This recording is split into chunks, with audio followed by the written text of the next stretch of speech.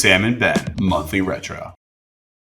Welcome to episode 4 of the Ben and Sam Monthly Retro. In this episode, we focus on the new Parabola brand identity that just got launched, the new website. We do a retro of how everything went, the process, the launch, and we have a quick peek into what's to come next now that the team has got past that big milestone. Enjoy.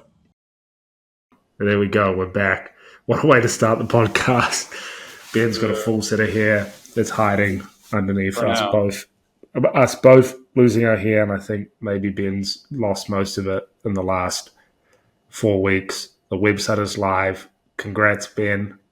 How stressed were you post or during that last couple of weeks?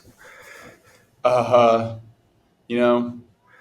all about context and perspective. So for me, I think there was, like any marketing leader going through a rebrand, there's always moments of stress, certainly moments of chaos. I think amidst all of that, like one of my biggest continued learnings is, one, we're not saving lives. No one's going to get hurt if this rebrand isn't 100% perfect. That said, you can still have that intention and execute with that same level of strength. And it's very much both. So I think just like reframing that context and perspective is really helpful. And then tackling the challenge with a really like even set of emotions as much as you can.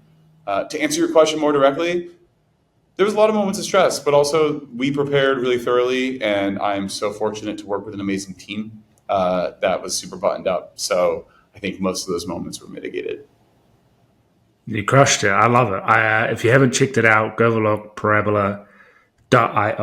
We've been talking about it a lot. It's been a big project. Kudos to you and your team. It looks excellent. And yeah, I mean, probably had similar months where I was working on a client project of a new website. It was a crazy timeline. And like, I think we were chatting about this before. So it doesn't really matter what the timeline is on these things, on these website rebrands and rebrands plus projects. It always the long tail in the final week. There's just like will always be there. It doesn't matter if you have enough time. It just always comes up. Like, did you think of this? Did you think of that? I know for me, like this one had to be accessibility compliant, and that level of work just never, is never ending. But did you find the long tail of items just kept going? Yes and no. And I'll spin your question a little bit with a different answer. Like there's always rocks that you turn over towards the end, and you're like, oh shoot, like we have to stand up 450 redirects in 2 hours because we didn't fully make sure the sitemap was like completely aligned, right? There's like all that type of stuff that always comes up. Having gone through this a few times, I think I was able to get ahead of more of those long tail items that I'd previously uncovered in the 11th hour and in other instances. So was fortunate to have forgotten and learned in some other contexts that we were able to get ahead of it. So not quite as much, but this is part of where I messed up this time around is we had a really short window between receiving the partially built website from our dev and design agency to like getting it live. And like, for me, I'm not in the back end of our Webflow instance as much as some other folks on my team. I had really scrunched that window, all in pursuit of getting it live quicker, making an impact quicker, wanting to run fast. We ultimately delayed that a week, which I think was like the right choice, 100%. From the get-go, I should have been more reasonable with my expectations. So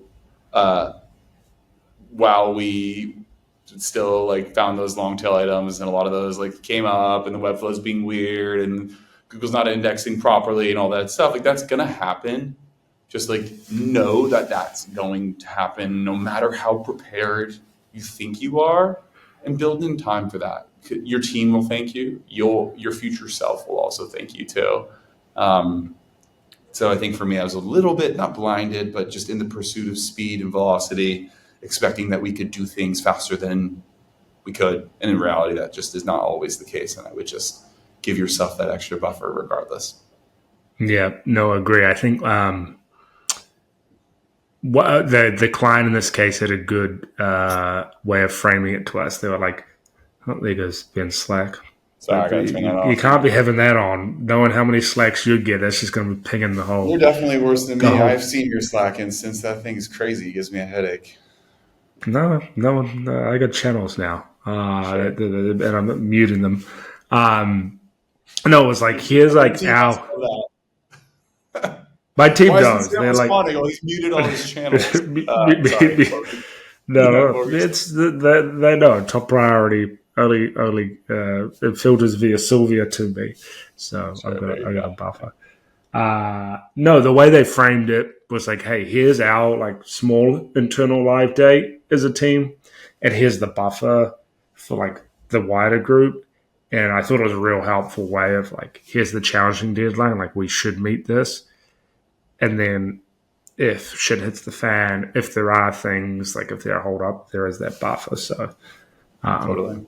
just one lesson there. So okay, I mean, to go back on what we're going to chat about today, it's really we're going to focus on the website, of course, and everything that's done there. We talked about the long tail there.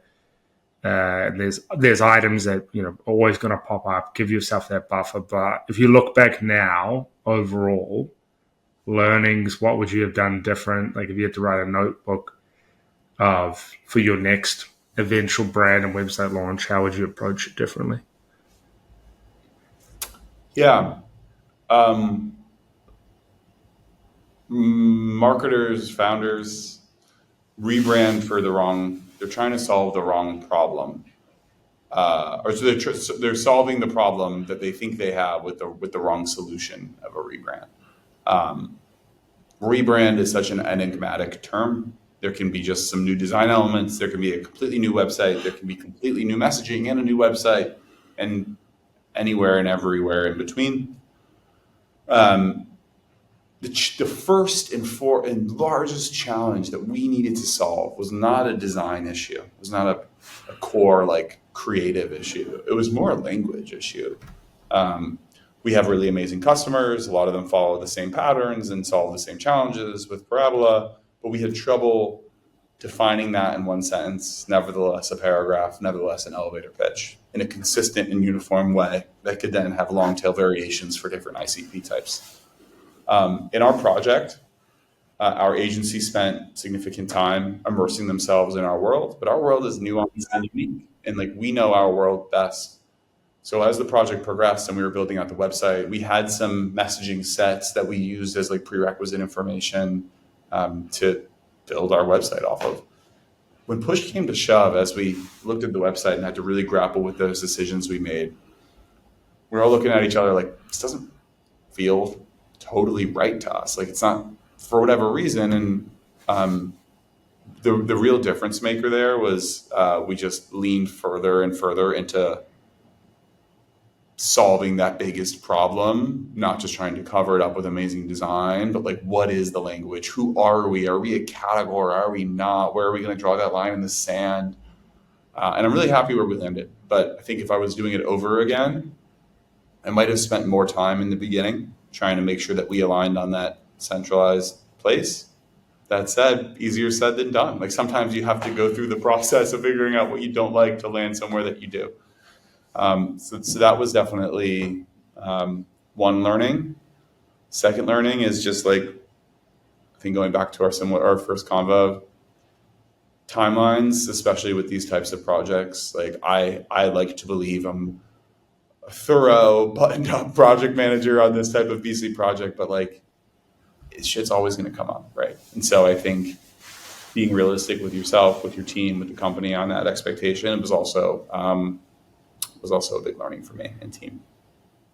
What percentage of your time do you think, like, well, let's assume you work more than a 40-hour work week, but like maybe in the 10 last hours. month, you're just cruising, taking the dog for walks. No, Yeah. going to the gym. What percentage of time of your total work hours do you think you spent on the website, the branding? and the launch of it, like the whole kit and caboodle, Yeah. Say the last 4 weeks.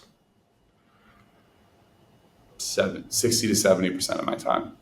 Right. So And probably the over rest, 100. Yeah. yeah, a lot of time. And the rest is spent on glass ball priority items. How are we building pipeline tomorrow? What are like other key initiatives that we cannot drop the ball on, or like any launches we're doing, any other engagements we're doing? But I had to make some real sacrifice on priorities, and that was difficult. And not only was my time personally sucked up by this project, as it should be, it's a worthwhile project. My team's time was, and so we were doing a lot more internal development, thinking, creating, versus like shipping to market. The way I've defined that framework for myself in my mind is we were doing more pull and less push, right? The things like literally what we were spending our time on was not stuff that we were sending to market, but rather things we were building, creating internally that we then use to go to market. So a lot of time spent on motions that we're not deploying to market. So if you're not putting those motions out, like you can't just expect by luck that pipeline will grow. And like lo and behold, as we began to flip that, push, ads, community, comms, case studies, we start to see pipeline correlate. It's no surprise. Very long-winded answer to your question on my percent of time, but yeah, definitely took up a lot of time, and it definitely gave me some dissonance throughout the process, just in my constant want and need of pursuing go-to-market external push motions. Yeah, but I think sometimes you got to do that as a marketing leader. It's like, this is too big of a thing to like not get completely right. It needs all my time, and you got to make those calls every now and then. And it's something that it can have an outsized impact. Like brand positioning lifts all boats. Like I'm a big believer now that, or at the moment, like positioning and is one, if not the most crucial factor in your marketing go to market. Especially in a tight market where you used to maybe get, could be slightly off of your positioning and then make it up with good targeting or good creatives or good salespeople, but being unified and clear up front is just so critical right now.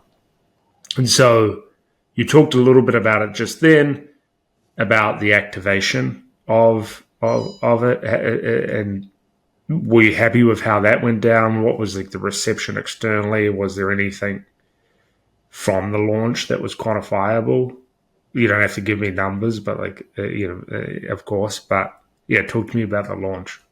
Totally. This is like one of my favorite pedestals to speak on lately. Not that I'm on the pedestal, more like I just get to shout it from the rooftops. And I think we did a good job with it too. Classic faux pas is like launching a rebrand and being like, yeah, we rebranded. Like, we are special. Look at us. Look at our new website. That's great. You should be psyched. You should be proud. I certainly am.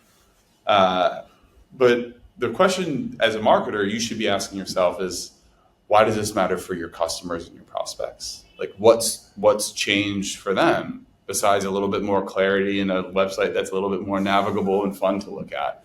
This can take all sorts of shapes and sizes. This can be you're packaging up a product release as part of this. It's like, not only do we have the new identity or a version of who we are, but we also have this new capability. So I see that happen a lot. At a prior company, we launched a free product, like a free self-serve product as part of a new brand, and that worked really well. Is like, that was the wedge, that was the exclamation point, that was the why behind the rebrand. In our case, we launched a couple things as part of the rebrand. One for us is just, I think most generally, we had started to feel and see that there was such a strong need for community in our space. I chuckle when I say that because I think that's a really common, what should we do? Oh, let's just do a community. It's a very common motion for marketers and B2B SaaS companies these days. I was very hesitant to lean into it until I saw the overwhelming social evidence that this is something that we should do. So we held 5 dinners over the past 5 months, 10 to 15 prospects and customers in each dinner. every time was amazing experience. Like folks are naturally talking a little bit about Parabola, but mostly just about challenges in their space and like who they are as people, just getting along, all that good stuff. And so we felt the need for it. So in the past 3 or 4 weeks, while a lot of us were working on the brand, the website, the launch, the assets, the details, a subset of my team was also working on how we activate and launch a community with content as a part of the brand and website launch. That's the so what, right? It's not just like we're new, we're here. It's actually like this is our new language. This is why for our customers this matters so much for you. Additionally, we have a net new offering. We've created a space where, in our case, supply chain, logistics, and operation professionals at brands, direct-to-consumer, retail, e-com, and then at like freight and logistics companies, at companies like Flexport, one of our biggest customers, just giving them a space where they can network, talk, shoot the shit, ask questions, post jobs, get dinners, have happy hours, whatever it might be. So we had seeded 36 folks who we already knew to be a part of that beta community. And of those 36 folks, we tapped 8 of them who will be speaking on a webinar called If You Think It, You Can Build It, where they'll each be taking 5 minutes, same format, talk about an interesting challenge they face, how they architected a solution, what the bottom line impact was, and what they'd do differently if they were to do it all over again. So again, we could have just launched with the brand. It would have been cool. People would have recognized it. But instead, we had a so what. Our so what was our community. Our so what is this webinar. And it's truly valuable. Like, I'd love to join. Yeah, that sounds great. Like, I'd love to. And that's for us just like the first step in like creating more awareness. It's none of it's Parabola branded, but what I think we're doing is like truly creating demand in a way that's like, hey, you could be better at your job. Like, look at all the ways in which these folks are like driving impact using really creative tooling and solutions without mentioning Parabola at all. Although I'm sure a couple of them will. So all that said, we found other creative ways that felt natural to us and felt natural to our ICP. Got some key evangelists to lean in with us, which is so important. And ultimately, I think the reception's been pretty good. We have, I think 60 or 70 community members, a few dozen registrants for the webinar just went live this morning. Big spike in organic traffic. All the new ads went live, seeing some immediate paid lead gen, some good organic inbound. One other thing I'd say on this, because you know me, Sam, I can go on forever. Else, Yeah. I need my hand signal. Yeah, you should be like, bum. We should have some creative signal for it. Yeah. One other thing I'd say is just with an announcement like a fundraise or something that's so fundamentally huge, like you should expect to see like huge uptick in inbound on that day or that 2 days. Like that's generally what I would guess. With rebrands, like you hope always to see that injection, and we did see a small injection. But the way I'd speak to it is like this is now the new baseline, right? Where like we have broader spend, broader awareness, broader community reach, more programs, cleaner website, clearer website on which we will build. So yeah, it's going to be an upward trend up and to the right on our numbers a bit, but like this is also the start of what will be even higher velocity growth. And then the next question is, cool, what's going to drive that? And then I would then enter with all the amazing campaigns and community promos and motions that we have lined up. You're taking my next questions. You're taking which both. Is what's next? No, yeah. So I feel we'll wrap up the website chat there. We've talked about a lot before branding. You did a great job. Kudos. Looks amazing. It was a grind, but it was like, I think, you've done a few times. It was, it's always a grind, I guess, is what we're saying. And like you did as much as you could. And then there was a few learning things along the way around upfront positioning, potentially taking more time of that and just, managing stakeholders and timelines. But to move on to the next note, and I guess the question that you already alluded to, what's next? Your priority's been on this. Are you going to go back to focusing on paid, community, and just what you've already done, doing it better? Yeah, and I would go back to a similar question that I posed at the beginning that I think every marketer should ask themselves every day. what problem are you trying to solve? Like, what is the biggest problem as it aligns to the opportunity if you were to indeed solve it? Marketing is hard because there's infinite a number or amount of avenues, content pieces, channels, things you can experiment with. So where do you start? Where do you invest your time? How much is too much? How much is too little? It's challenging. So to me, I think about like, what are our biggest challenges? And like, where should we immediately be prioritizing our scope based on those challenges and the aligned opportunity if we were indeed to knock it out of the park? So my first thing that I think about is like, in this space, social selling is huge. Social proof is huge. We have amazing customers who champion the hell out of us. To quote one of my favorite customers, Keith Frymark from Seed Health, which is a really awesome probiotic, give it a little plug. This shit works. And he loves it and he champions it and it's great. So how do we create more social proof? We have 1 or 2 case studies live on our website. Low-hanging fruit, huge opportunity, makes a ton of sense, would have a huge impact. We could put some paid behind it. We could have it gated. We could have it ungated. There's so much we can do with that. So like, I look at something like that and I'm like, yes, this is an area where my team will be spending their time, not just on case studies, but other ways to bring voice of the customer and generally like social proof into our content. What this also looks like is ongoing AMAs in the community. What this also looks like is that if you think it, you can build a webinar. It's going to be waterfalled into smaller snippets and other pieces of content, all injected with the undertone of social proof, social selling, evangelists, folks that want to hear from a software company. They want to hear from software companies' customers. And they don't want to hear from us, I'm telling you. So we'll be leaning in a bit there, all things social, social proof, social selling on the content side. On the more like growth centric side, I've been toying with a framework. This might have been one that you gave me, Sam. It's like this 80-20 rule of, there's a lot of 80-20 rules out there. So here's my everything. It's either the rule of 3 or it's rule of 3 or 20-80. One of those two. Yeah, exactly. 80% of our time should be spent doing like what we know works and can drive impact, roughly. That's not a hard number. And 20% should be like, let's try this. It's okay if it fails because we'll just keep trying things and then eventually a couple of them will have outsized impact.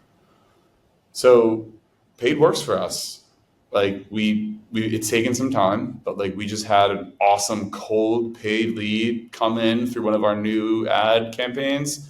3 weeks later, deal closed. That's way less than our like current sales cycle. For me, it's like now the second time in the past couple months, and I'm like, and also progressing. So we're seeing a lot of like fluidity there. And so I'm thinking about my 80, and I'm like, wow, like if we can get our cost of acquisition down even further through more efficient messaging, more efficient follow-up, really tight handoff, we could, in theory, like ramp our spend and see an outsized impact in the number of pipeline or opportunities we're driving like next week, as soon as tomorrow. And that immediacy is attractive and feels strong. And so like we'll be spending a lot of time there. That said, we're also now, we just did a rebrand. My whole team's been sprinting. I certainly have.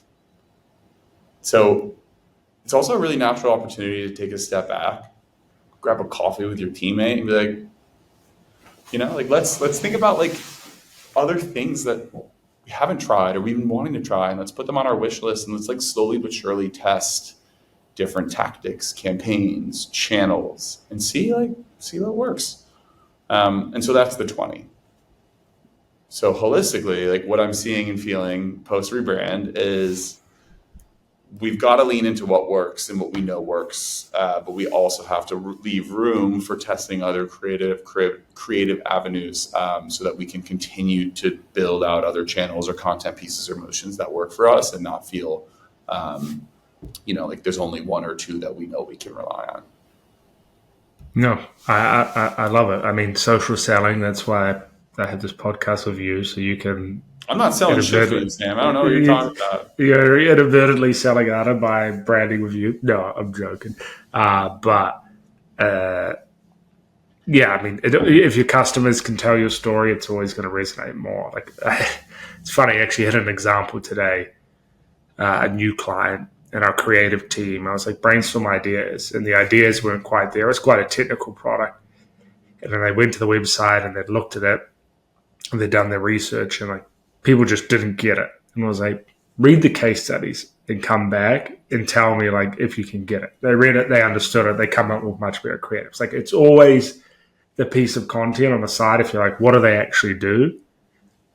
The case studies and the customer talking, you know, painted in black and white. So yeah, And socials. Sorry, go on. yeah, and if you go into if you go into the old Wayback Machine, my favorite website on the internet, and you compare Parabola's old site to the new site, the logo bar, the testimonial section, the case study, it's so front and center, and those were all intentional choices. And I think it's interesting too. We sell into a very crowded space. E-com and direct to consumer, like everyone knows that it is quite crowded. A lot of the ways in which those companies will make or break is how efficient is their supply chain. Small point differences means reinvesting efficiency into paid channels through which you can then grow, or it means you're a little bit more cash flow negative and you're having to raise, or you're having to figure out how to make ends meet. So folks are a little bit hesitant to give away their like trade secrets sometimes, which is obviously not ideal for us because we want our customers to be like shout them. Surprisingly, folks are a little bit more amenable to like sharing those secrets. But even when we don't get logo rights from a company, which half our customers don't give us logo rights or case study rights, we can still write really compelling content, just not naming them. Mm-hmm. $1 billion fitness manufacturer finds efficient supply chain using Parabola's invoice audit and pay. Right? It's like, right, cool. Like you can still develop the same levels of. So we've really leaned into that too, where we don't have the logo rights or anything like that. No. It's just taking people through like the story arc. You know, character has a problem, meets a guide, gives them plan, success, fail.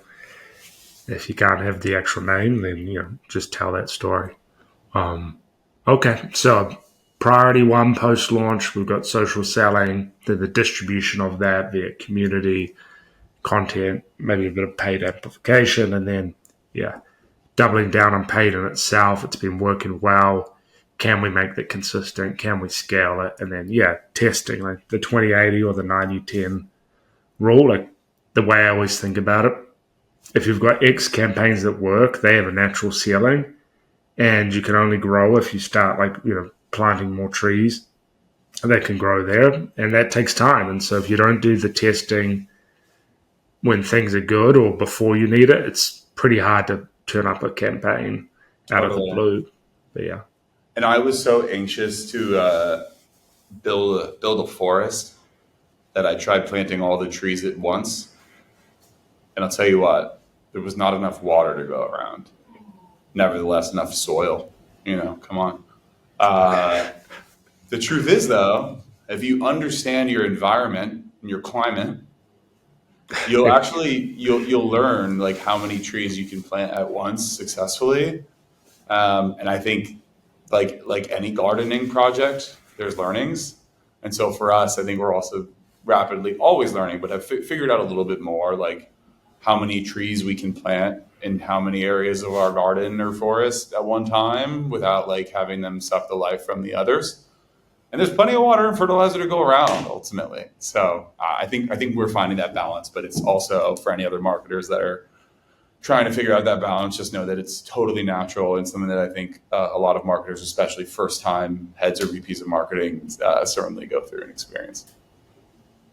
That analogy might not make the LinkedIn cut. That was totally clear. What are you talking about? I thought it was a great analogy. One of my best analogies. But there, the whole time I was thinking like you probably do plant a decent portion of the forest at once. Well, the nature of a forest is that there are many. You're right. Maybe it's more like. I think the point was made. I don't know. Yeah, I think people understand. The listeners will totally get it. Yeah, for sure. Cool. Anything else top of mind to share? I mean, big project done. Next two priorities. time for some Yeah, rest, recovery. yeah. I think I think the last thing I'd say is this is a big milestone moment for the company. Um, any marketer who's gone through this moment has probably gone through the same blood, sweat, and tears that I went through. It is so important to celebrate it, champion it, take a minute. Last night we had cake and cucumber margs in the office. It was super fun. Whole team leaned in. Company was evangelizing on social. Everyone in the company contributed in some way, shape, or form. So important to take that moment and be like, frick yeah, this is awesome. This feels good. This was a huge milestone for us. This is us entering into our next chapter. Because if you don't, it will be 4 months from now and you will be in the middle of the summer and a little burnt, or you'll be in September. Geez, it's May. So we just encourage everyone, including my team here, to like celebrate this moment, take a breath, and then continue to marching on into the rest of Q2. Wonderful. Well, get some rest. You deserve it. Congrats to you and the team. Awesome website, awesome brand, awesome identity that you forged together. We'll talk soon. Sounds good. See y'all. Ciao.